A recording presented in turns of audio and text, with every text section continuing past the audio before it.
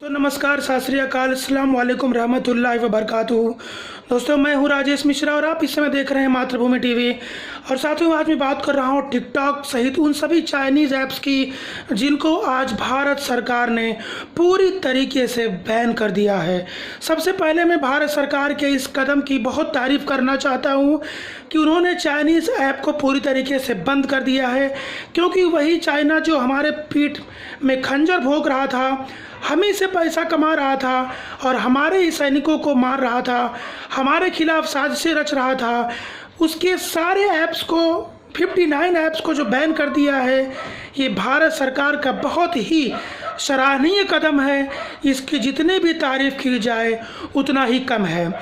और साथियों, मैं तो ये कहना चाहता हूँ कि भारत को चाइना के साथ ट्रेड भी धीरे धीरे बंद कर देना चाहिए, क्योंकि मुझे अच्छी तरीके से मालूम है कि 2019-20 में यानी 1 अप्रैल से 31 मार्च तक जो इंडिया और चाइना के बीच में जो एक्सपोर्ट इंपोर्ट हुआ है, वो एक्सपोर्ट $16 बिलियन का हुआ है और इंपोर्ट $52.7 बिलियन का हुआ है।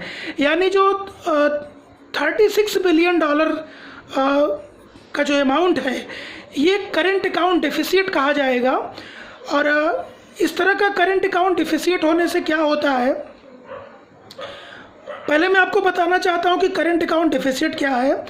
कि जितने अमाउंट का प्रोडक्ट हम एक्सपोर्ट करते हैं, अगर उतने ही अमाउंट का प्रोडक्ट हम अगर इंपोर्ट करें, तब दो कंट्री के बीच में करंट अकाउंट डिफिसिट नहीं होता।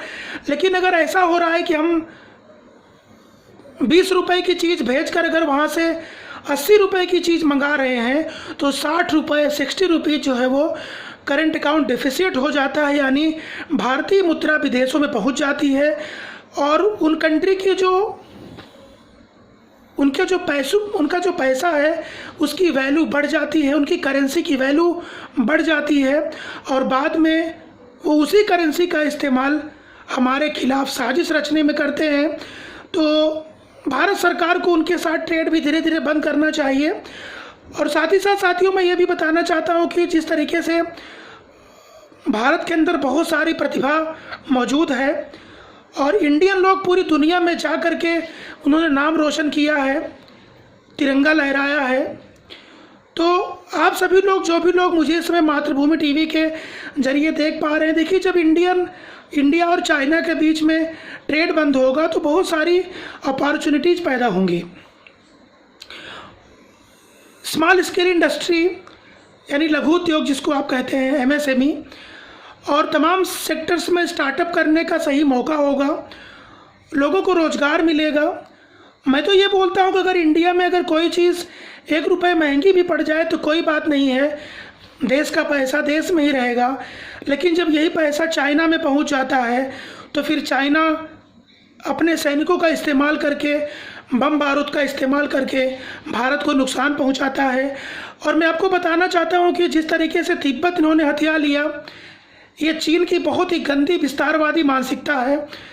कि अरुणाचल प्रदेश में भी इन्होंने एंट्री किया था, डोकलाम के अंदर भी भारत और चाइना का संघर्ष हुआ था। जिस तरीके से भारत ने भूटान को ये प्रॉमिस किया है कि उनके सुरक्षा का ध्यान रखेगी, उनको हम मिलिट्री प्रोवाइड कर रहे हैं और उनको हर प्रकार की सुरक्षा दे रहे हैं भूटान को। तो डोकलाम की लड़ाई हमने भूटान के हित में किया था और चाइना के साथ बहुत तनातनी हुई थी और अंत में चाइना की सेना को पीछे हटना पड़ा था। और अभी लद्दाख में जिस तरीके की हरकतें चाइना की चल रही हैं, वो बिल्कुल भारत किसी भी कीमत पर बर्दाश्त नहीं करेगा।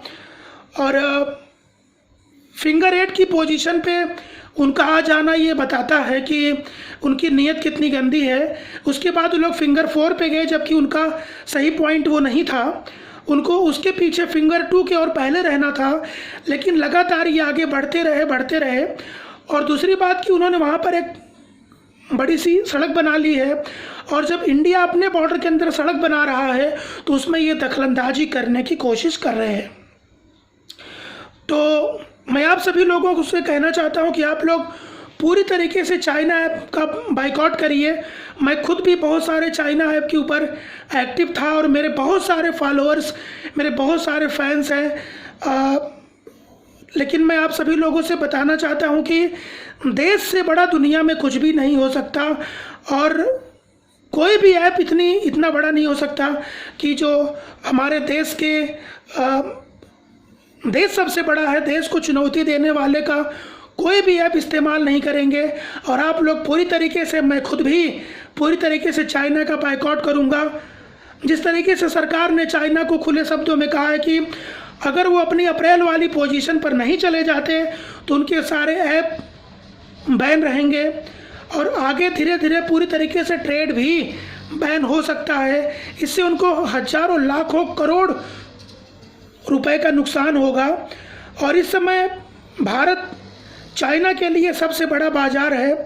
वैसे तो पूरा विश्व भारत को एक बाजार की तरीके से ही देखता है, उसी तरीके से अपनी विदेश नीति जो फॉरेन पॉलिसी है वो लोग डिसाइड करते हैं। लेकिन चाइना को हम मुंहतोड़ जवाब देंगे, भारत की सेना मुंहतोड़ जवाब देंगी।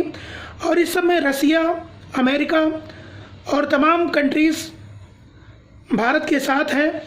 और चाइना ने 20 सैनिक मारे थे, उनके भी 40 से ज़्यादा सैनिकों को भारत के सैनिकों ने उस दिन मार गिराया था।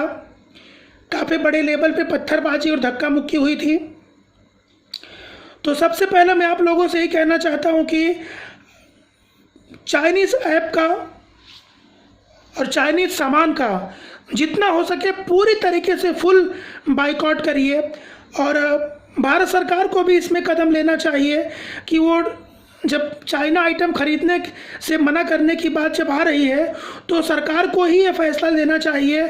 जैसे हमने पाकिस्तान के साथ पूरी तरीके से ट्रेड बंद रखा है, उसी तरीके से चाइना के साथ भी पूरी तरीके से ट्रेड बंद होना चाहिए, ताकि ये लोग हम ही से पैसा कमा कर और हमारे पीठ में खंजर भोंके, ऐसा नहीं होना चाहिए।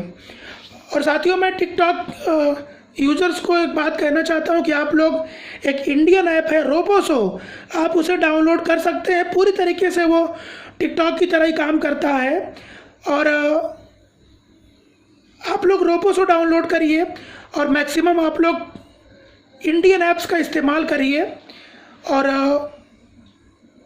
जो भी यहाँ के सॉफ्टवेयर इंजीनियर्स हैं वो भी पूरी कोशिश करेंगे अब कि भारतीय ऐप इतना ज़्यादा प्रभावशाली होना चाहिए कि हमें विदेशी ऐपों पर ज़्यादा डिपेंड ना होना पड़े। जैसे यूसी ब्राउज़र था और अभी टिकटॉक के बदले रोपोसो निकाल दिया है और शेयरिट है। इस तरह के तमाम ऐसे सॉफ्टवेयर इंडिया के सॉफ्टवेयर इंजीनियर्स बनाएं ताकि देश को मदद मिले और जिन लोगों की रोजी रोटी इन पे डिपेंडेड है उनको पूरी तरीके से सहायता मिले। और चाइना को पूरी तरीके से बाइकआउट करें। और सरकार की भी जिम्मेदारी है कि वो इस तरीके का फैसला ले कि आगे से चाइना का कोई भी सामान इंडिया में ना आए। और दूसरी बात साथियों, किसी प्रकार से भी आप लोग डिप्रेशन में मत जाइए। तमाम लोगों का टिकटॉक से बहुत ही इमोशनली रिलेशन था, लेकिन आप लोग खुद सोचिए कि जब देश नहीं रहेगा तो आप टिकटॉक पे वीडियो बनाकर आखिर क्या करेंगे। हमारे लिए देश बहुत महत्वपूर्ण है। देश के अंदर इतनी सारी प्रतिभा है कि वो लोग टिकटॉक से अच्छे सॉफ्टवेयर बना सकते हैं और आप लोग उस पर अपने वीडियोस बनाइए और पूरी तरीके से चाइना का बाइकआउट करिए। और भारत सरकार चाइना को मुंहतोड़ जवाब दे रही है, सेना मुंहतोड़ जवाब दे रही है। और चाइना का बाइकआउट करके हम और आप सभी मिल करके चाइना को मुंहतोड़ जवाब दे सकते हैं। उसको एक भारी मात्रा में आर्थिक नुकसान होगा क्योंकि भारत को सिर्फ बाजार की तरह इस्तेमाल किया है उन्होंने। और आप सभी लोगों से मैं गुजारिश करना चाहता हूं कि आप लोग स्मॉल स्केल इंडस्ट्री के रूप में और एमएसएमई के रूप में, लघु उद्योग के रूप में आप लोग तमाम छोटे छोटे प्रोडक्ट की मैन्युफैक्चरिंग कीजिए और भारत के मार्केट में सप्लाई करिए। और जो भी सरकार की योजनाएं आ रही हैं उनका पूरी तरीके से अध्ययन करिए, स्टडी करिए और उनसे जो पैसा मिलता है, जो सहायता राशि मिलती है, उसको लेकर शुरुआत करिए। और जीरो डिफेक्ट, जीरो इफेक्ट ऐसा प्रोडक्ट बनाइए जिससे पोल्यूशन को भी नुकसान ना हो और साथ ही साथ इंडियन इकोनॉमी को पूरी तरीके से सपोर्ट मिले और मेक इन इंडिया का जो प्लान है भारत सरकार का उसको समर्थन दीजिए और ज़्यादा से ज़्यादा प्रोडक्ट भारतीय इस्तेमाल करिए। तो साथियों, इस वीडियो के माध्यम से मुझे आप लोगों को यही कहना है कि पहले तो टिकटॉक के लोग मायूस ना हो, रोपोसो डाउनलोड करके प्ले स्टोर से अपने वीडियोस बनाएं, चाइना का पूरी तरीके से बाइकआउट करें, चाइना के सारे प्रोडक्टों का पूरी तरीके से बाइकआउट करें और भारत को, सरकार को, सेना को इस तरह से देश सेवा करके आप लोग सहयोग दें। साथियों, मैं आप सभी लोगों से यही लेता हूँ विदा।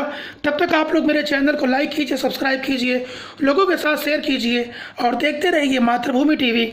नमस्कार, सत श्री अकाल, अल्लाह हाफिज़, जय हिंद।